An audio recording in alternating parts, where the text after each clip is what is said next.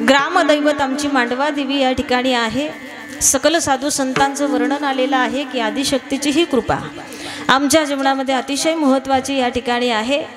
मग ग्रामदैवत आमचं या ठिकाणी असल्या कारणानं वर्षातून एकदा उत्सव या ग्रामदैवतेचं आमच्या प्रत्येकाच्या जीवनामध्ये या ठिकाणी होणं गरजेचं आहे।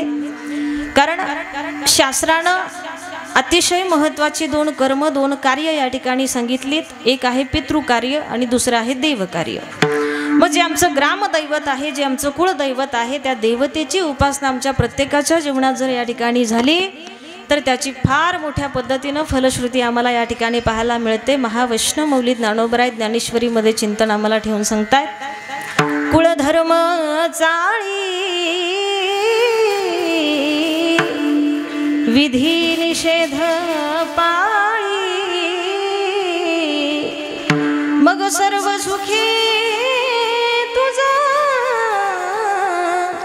सरळी दिधली। मग सर्व सुखी तुझं सरळी दिधली। सुखाला आमच्यापर्यंत यावं लागतं, आम्हाला सुखापर्यंत जायची गरज नाही। कशानं? आम्ही कुलधर्माचं आचरण करत जर आमचं संसारी जीवन व्यतीत करत असो तर निश्चित आम्हाला सुखापर्यंत जाण्याची गरज नाही। सुख आमच्यापर्यंत सर्व सुखे तुझं सरळी दिधली। मग सर्व सुखाची प्राप्ती आदिशक्तीच्या सेवेनं या भगवतीच्या कृपेनं आमच्या जीवनामध्ये निश्चितच या ठिकाणी होणार। सर्व भाविक भक्तांना मनस्वी या ठिकाणी धन्यवादही देऊ इच्छिते आणि शुभेच्छाही देऊ इच्छिते। कारण ग्रामदैवत म्हणजे गावावर आलेलं संकट तारण्यासाठी नेमलेली देवता म्हणजे ग्रामदैवत या ठिकाणी राहतं। असं हे ग्रामदैवत मोठ्या भाग्यानं प्रत्येक गावागावाला या ठिकाणी लाभलेलं असेल तर आमचंही भाग्य आम्हाला समजता यायला हवं की अशा या ग्रामदैवतेची सेवा करण्याची संधी आम्हाला या जीवाला या ठिकाणी प्राप्त होते। अशी ही ग्रामदैवत म्हणजे आमची मांडवा देवी असेल, महादेवाचंही मंदिर असेल, शनी देवाचं नवग्रहाचंही मंदिर या ठिकाणी असेल, सर्व देवी देवतांची कृपा आमच्यावर निश्चितच या ठिकाणी होईल। मग यांची कृपा मिळवायची असेल, यांचा आशीर्वाद आम्हाला मिळवायचा असेल तर त्या तोलामोलाचं समर्पणही आमचं त्यांच्यासाठी असलं पाहिजे। मग समर्पण आदिशक्तीची कृपा मिळवून घेण्यासाठी कशा पद्धतीनं करायचं हे नाथ बाबा या प्रत्येक जीवाला गोड पद्धतीनं समजावून सांगतात बरं का। तिनं आमच्यावर कृपा करावी, तिनं आमच्यावर प्रसन्न व्हावं अशी जर इच्छा असेल, अशी जर भावना असेल तर समर्पण कशा तोलामोलाचं असावं, कशा पद्धतीचं या ठिकाणी असावं। नाथ बाबा जीवनामध्ये या आदिशक्तीच्या सेवेमध्ये समर्पण या ठिकाणी करतात ते कशा पद्धतीनं? भवानी आई रोडगावाहीन तुला, भवानी आई रोडगावाहीन तुला, भवानी आई रोडगावाहीन तुला, भवानी आई रोडगावाहीन तुला।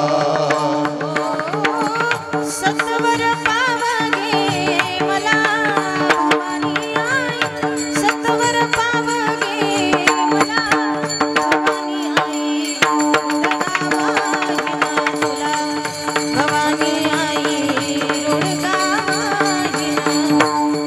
भवानी आई रोडगावाहीन तुला, भवानी आई रोडगावाहीन तुला।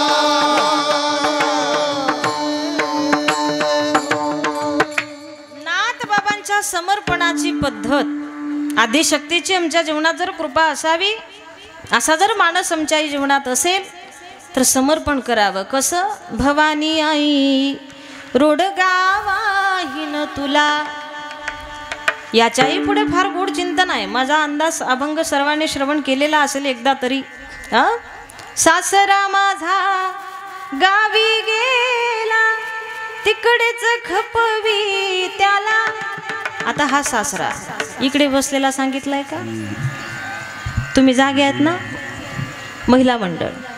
सासरा आमचा सकाळीच गावाला गेलाय, त्याचा निरोपच घरी येऊ दे, ती सासूरवाशीने आदिशक्तीकडे प्रार्थना करते बरं का। समर्पण सांगितलंय, तू माझा सत्वर पाव, मला प्रसन्न हो आणि त्या बदल्यात मी काय करेन? भवानी आई रोडगावाहीन तुला।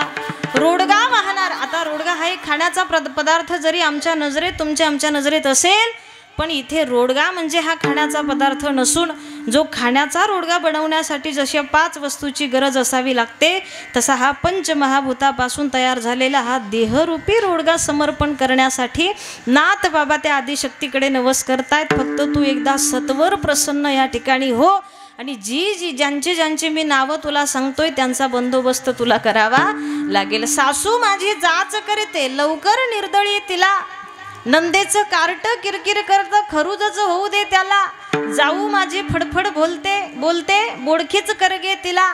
एक काम कर ना, अशी एक नाव वाचूस्तवर ऐकूस्तवर तू सगळेच जाऊ दे नाही. एका जनार्दनी सगळे समरू दे, एकटीच राहू दे मला. किती गोड भावना आहे बघा अभंगाची. मग कोणते सासू, कोणती सासरा, कोणती नणंद, कोणती जाऊ या ठिकाणी सांगितली आहे.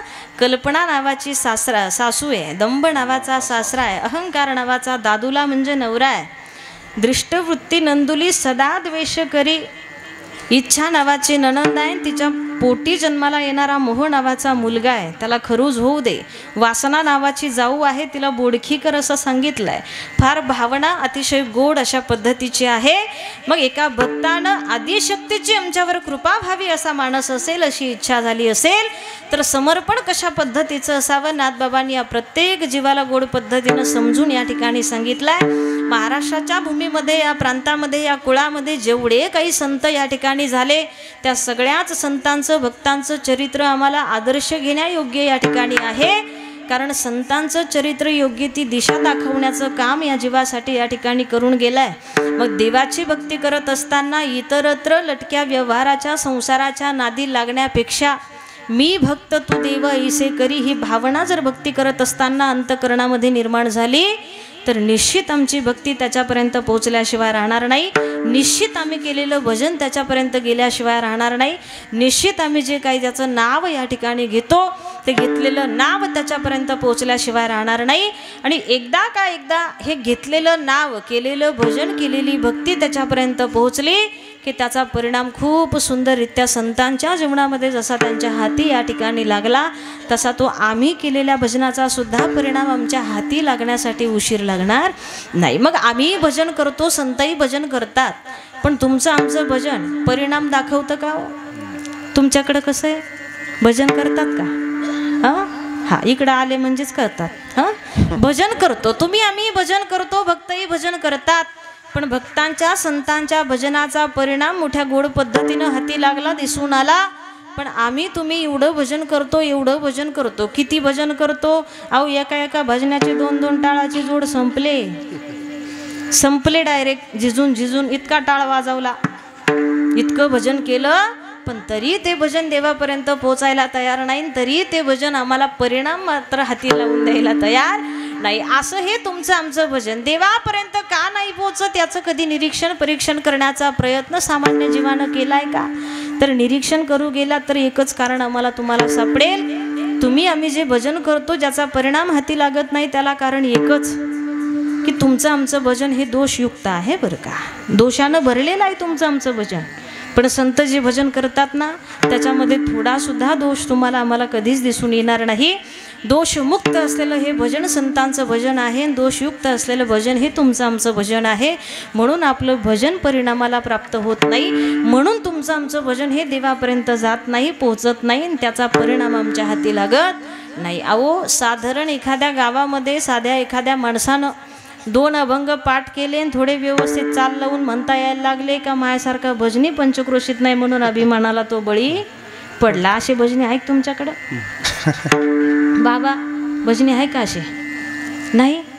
तुमचा चांगला फडकऱ्याचा परिसर आहे, तुमच्याकडे कदाचित नसतील, पण बऱ्याच भागामध्ये जाऊन पाहाल अहंकारानं अभिमानानं भरलेलं तुमचं आमचं भजन आहे. हो चालू भजनात लोक भांडणं करतात, एका भजनात दुसऱ्या भजनात डोक्यात टाळ फेकून आणला. काय केलं? टाळ फेकून आणला. मी विचारलं का बरं तुम्ही टाळ मारला?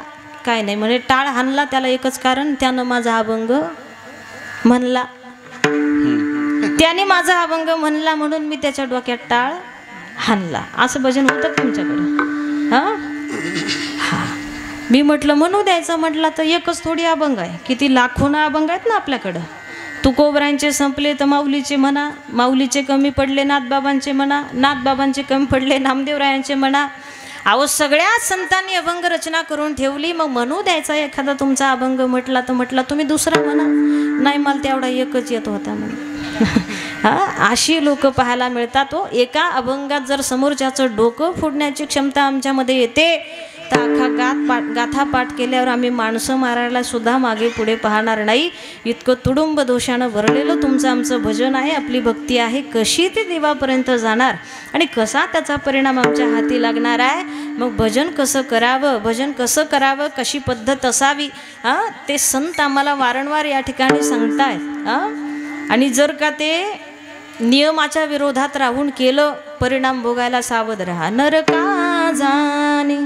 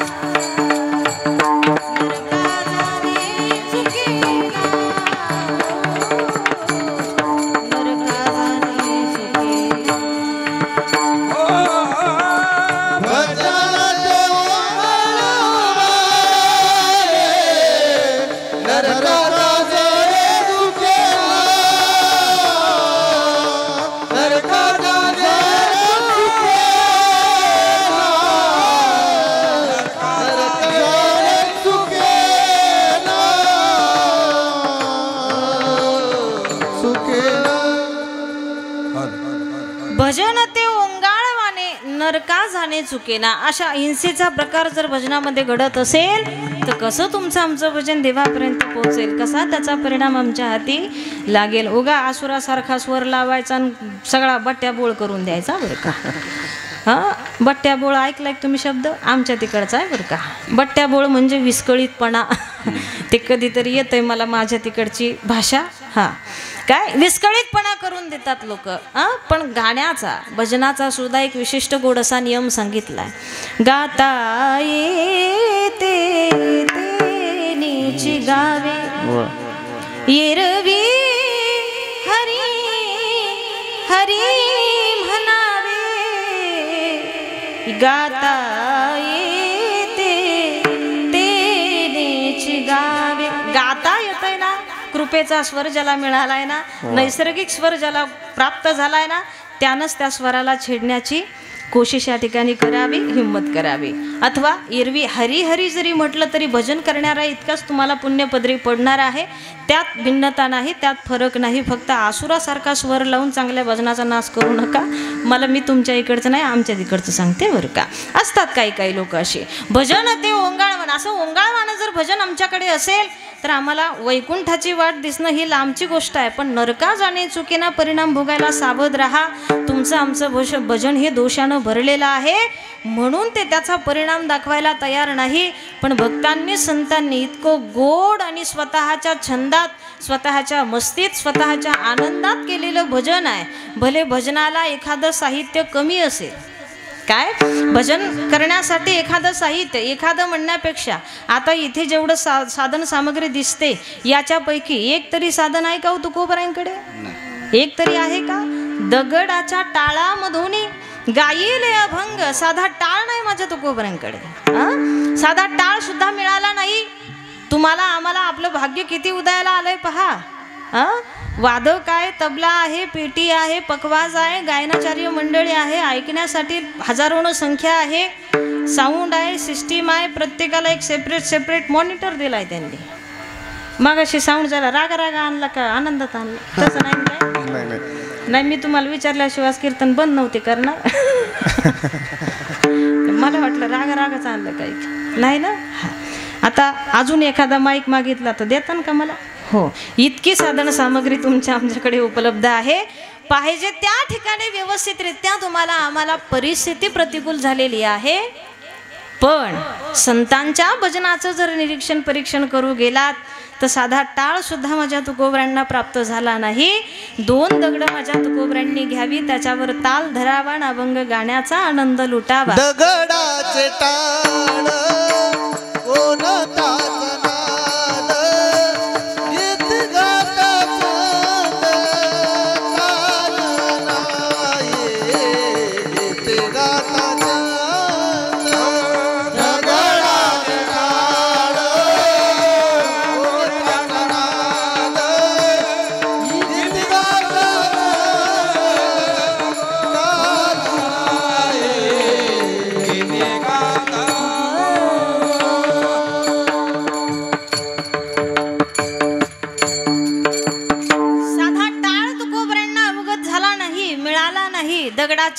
दगडाचे टाळ माझ्या तुकोबऱ्यांनी करावे, तो अभंग गाण्याचा आनंद जीवनामध्ये या ठिकाणी लुटावा.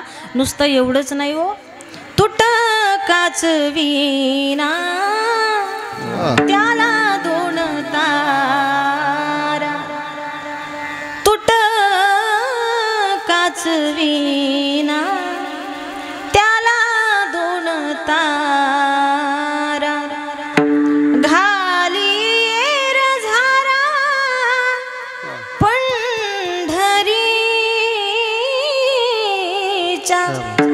घाली झारा पंढरीच्या, तुटकाच वीणा त्याला दोन तारा. टाळ नाही तुकोबरायांकडे, एक विना आहे. त्या विण्याची ही परिस्थिती कशी झाली आहे, बाकीच्या तारा त्याच्या तुटल्यात, आता दोन शिल्लक राहिल्यात. आता दोन शिल्लक राहिल्यात, त्याच्यातली एखादी तुटली तर विना लगेच निकामी होईल. म्हणजे आम्हाला पाहिजे ते साधन नाही, पण नित्यनेम आणि सातत्य कशाबाबत आहे, घाली येर झारा पंढरीच्या. आता या प्रमाणाचा भाव थोडासा अधिक थोडंसं खोल शिरू का, जमतंय तुम्हाला? हां.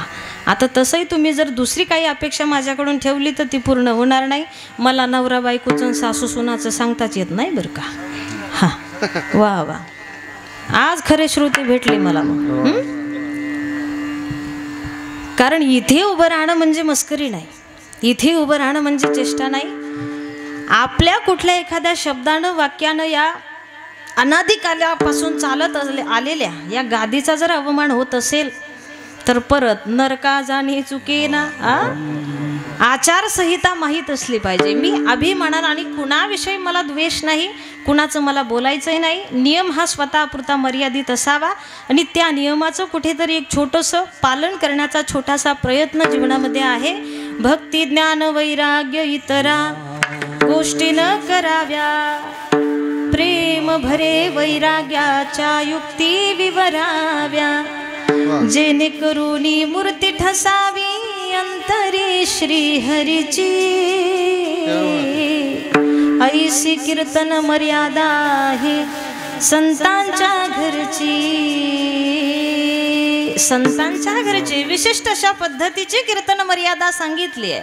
भक्ती ज्ञान विरहित इतरा गोष्टी न कराव्या, प्रेम भरे वैराग्याच्या युक्ती विवराव्या. उगच म्हटलं नाही. होय अंग हरिरूप.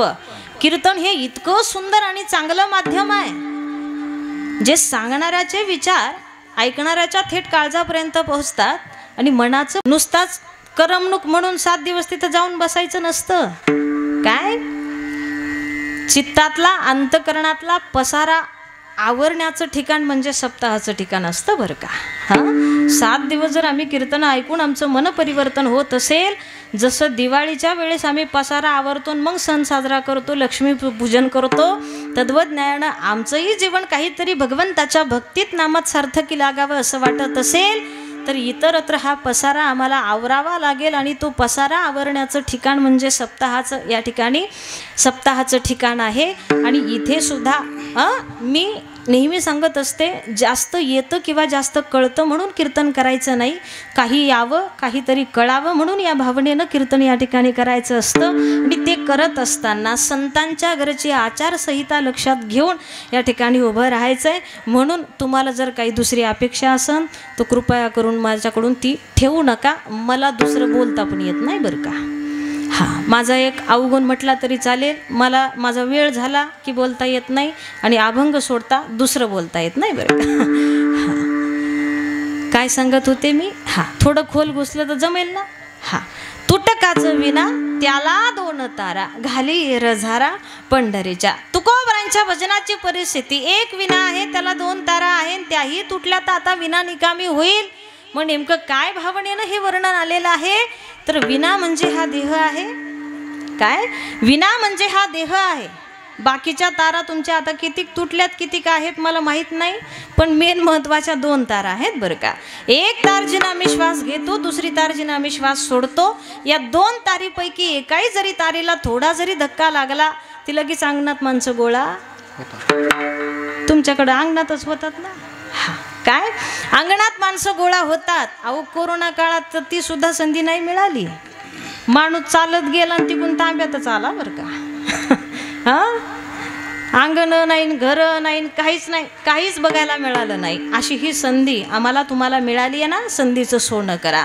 हा देह म्हणजे विना आहे. 2 त्याच्या महत्त्वाच्या तारा आहेत आणि 2 पैकी एका जरी तारेला धक्का लागला की विना निकामी या ठिकाणी झाल्याशिवाय राहणार नाही.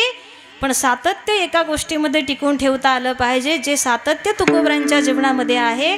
घाली र झारा पंढरीच्या. इथे जन्माला येणं म्हणजे पंढरीला येण्यासारखंच आहे. याही पंढरीला जर आलात तर त्या पंढरीला जाण्यासाठी चुकलं नाही पाहिजे. तुम्ही जातात का पंढरपूरला? जातात? महिला मंडळ, आज आपला दिवस आहे. बोला ना. कालचा पण आपलाच होता वाटतं, परवाचा. बोला तुम्ही. पंढरपूर झालाय का? कुणाचं राहिलं वर बोट करा. अजून पंढरपूरला गेल्याच नाही अशा कुणी आहे का? बरं जाऊ दे. हात वर करायला थोडंफार काहीतरी वाटत असेल त्यांना. हां ठीक आहे, समजू शकते मी. ज्यांचं झालंय त्यांना धन्यवाद. ज्यांचं अजून पंढरपूर राहिलंय त्यांनी गेल्याशिवाय जाऊ नका बरं का. हां हां, पंढरपूर करूनच जा. कुठं जायचं तुम्हाला तिकडं. हां, असा हा पंढरीचा नियम, सातत्य त्याच्यामध्ये टिकून तुकोबरांच्या जीवनामध्ये आहे. म्हणून तुकोबराय म्हणतात ह्या भजनाचा परिणाम, जरी परिस्थिती अशा पद्धतीची आमची असेल ना, टाळही नाही, साधन सामग्री नाही, कसली साऊंड आणि कसली सिस्टीम आणि कसला साऊंड आणि कसले ऐकणारे आणि कसले सातकरी गाणारे, पण भजनाचा आनंद लुटायचा तो कसा? तुका म्हणे आम्हा एकांताचा वास ब्रह्मी ब्रह्मरस सेवू सदा. मुळात तुकोबराय आधी करून सगळ्या भक्तांचं संतांचं भजन करण्याची एक दुसरी पद्धती सांगितली आहे की तुकोबरांनी हे तुमच्या आमच्यासारखं लोकात बसून भजन केलं नाही बरं का. काय? लोकांतात झालेलं भजन मुळात संतांना आवडलंच नाही. आता मला खरं खरं सांगा, तुमचं आमचं हे जे काही भजन चाललं आहे हे देवासाठी चाललं आहे का उगाच दुसरं काहीतरी मिळवण्यासाठी चाललं आहे? हो हां, त्याच्यामध्ये एक प्रसिद्धी नावाचा विषय येतो आणि ती प्रसिद्धी मिळवण्यासाठी जो तो अलीकडच्या काळामध्ये अट्टहास करताना आम्हाला पाहायला मिळतोय. अशा या प्रसिद्धीसाठी तुमचं आमचं भजन जर असेल तर कसा ते परिणामाला प्राप्त होणार आहे? पण संतांचं भजन हे प्रसिद्धीसाठी अजिबात नाही आहे, तर ते सिद्ध होण्यासाठी केलेलं भजन आहे. म्हणून ते परिणामाला प्राप्त या ठिकाणी झालं. कारण मुळात तुम्हाला आम्हाला जशी स्तुती आवडते ना, गात असताना एखादी जागा घेतली त्याला समोरून दाद मिळाली तर दुसरी घ्यावीशी वाटते, असं गाणं गाणारी आम्ही लोक प्रसिद्धीची वाहा मिळवण्यासाठी जे काही चाललंय ते सगळं या ठिकाणी चाललंय. पण स्तुती कमवण्यासाठी मुळात संत हे स्तुती प्रियच नाही. संतांना स्तुती आवडली नाही. म्हणून म्हणतात स्तुती नावाची कन्या अजूनही कुमारिकाच आहे. सज्जनांना ती आवडली नाही, तिला दुर्जन आवडत नाही बरं का. ज्यांना कळालं त्यांना धन्यवाद, ज्यांना नाही कळालं त्यांनी उद्या थोडंसं अर्धा तास लवकर या. उद्या काय आहे पंक्तीला?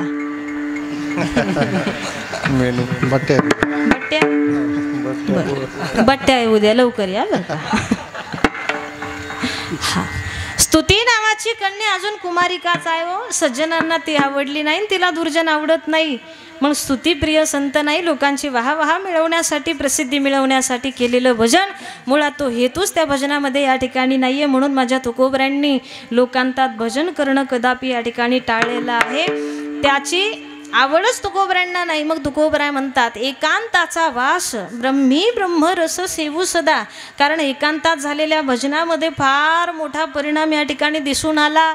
एकांतात झालेल्या भजनामध्ये जीवाचा देवाशी आणि मनाचा मनाशी संवाद या ठिकाणी घडतोय बरं का. काय?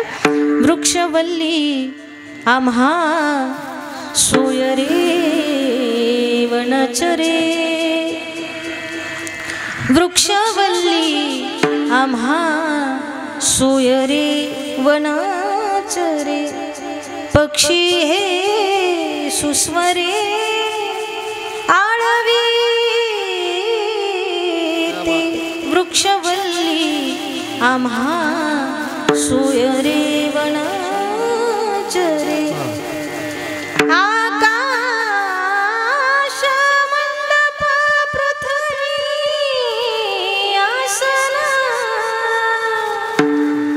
आकाश मंडप पृथ्वी आसन रमिते थे मना क्रीडा करी वृक्षवल्ली आम्हा सोयरे वनचरे हरी कथा भोजन परवडी विस्तारे हरी कथा तुका म्हणे होय मनाशी संवाद तुका म्हणे होय मनाशी संवाद आपुला जीवन आपणासी वृक्षवल्ली आम्हा सोयरे वनचरे अशा या पद्धतीचं झालेलं भजन संतांच्या जीवनातलं आहे. एकांतवासाचा लाभ धारण करून संत भजन करतात, त्याला अडवण्याचा प्रयत्न करतात, जेणेकरून हा एकांतात झालेलं भजन जीवाचा देवाशी आणि मनाचा मनाशी संवाद या ठिकाणी घडून आणताय. आणि हा संवाद झालेलं जेव्हा भजन या ठिकाणी होतं तर हे भजन ही भक्ती हे घेतलेलं नाव ते थेट देवापर्यंत पोहोचतं. आणि मग एकदा का भक्ताच्या जीवनामध्ये त्यानं केलेली भक्ती ही त्याच्यापर्यंत गेली ना, त्याचा परिणाम खूप सुंदररित्या हाती या ठिकाणी लागतो. काय परिणाम हाती लागला एका भक्ताच्या जीवनात? अभंगाचं प्रथम भक्ताचं माग